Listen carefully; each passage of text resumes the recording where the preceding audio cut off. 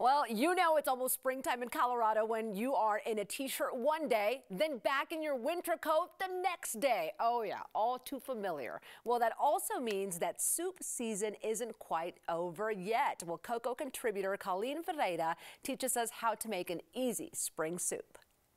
As far as the weather goes, we've had a glimpse of early spring, right? Some of those 50-degree days where you're ditching the coat and you're saying, okay, I think I'm ready for the warmer weather. Then March hits and bam, you're like, what happened? But we know in Colorado, March is one of the snowiest months of the year, so we prepare ourselves, we understand what's coming our way. And I am so grateful that March is here. I'll tell you why.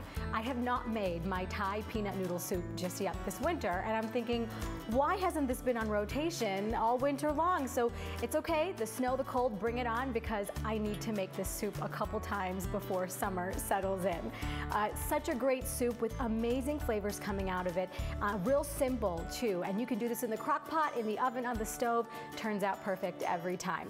So what we're doing here is I have sauteed a pound of ground pork. That's going to be the base of this recipe. Into this I added in some ginger, some garlic, some other spices that I'll include in the recipe. Now, after I have done all this in the Dutch oven, this is where the flavor piling on happens, all right? I am doing some raw sweet potato, just diced up over there, some peanut butter, creamy, smooth peanut butter, and then I have some Thai red chili paste. All of this, dumping it right on in. It is so easy.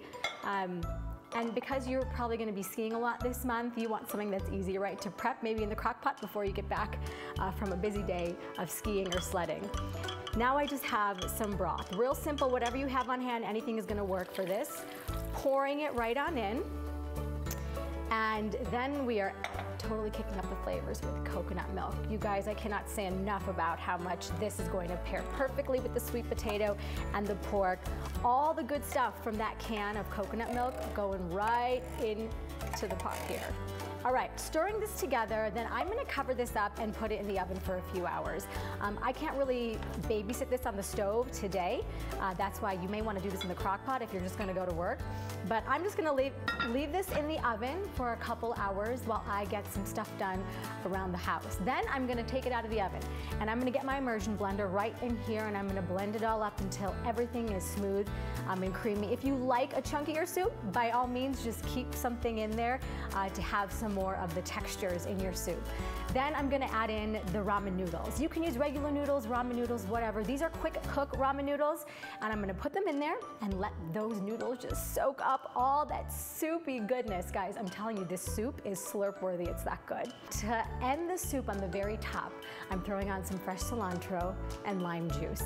And this is where it really seals the deal. That lime juice and cilantro brightens up the soup, brightens up all the flavors. You can use a spoon for this soup, you can use chopsticks, you can use a fork, really whatever you like to use when you're normally eating soup like this, like a noodle soup. But I absolutely love this recipe and I'm so happy that summer hasn't hit yet, that deep spring hasn't hit yet, because that means we can have this soup on rotation for a couple more weeks. All right, find this recipe at copork.org and don't forget to follow us on social media at Colorado Pork Producers Council.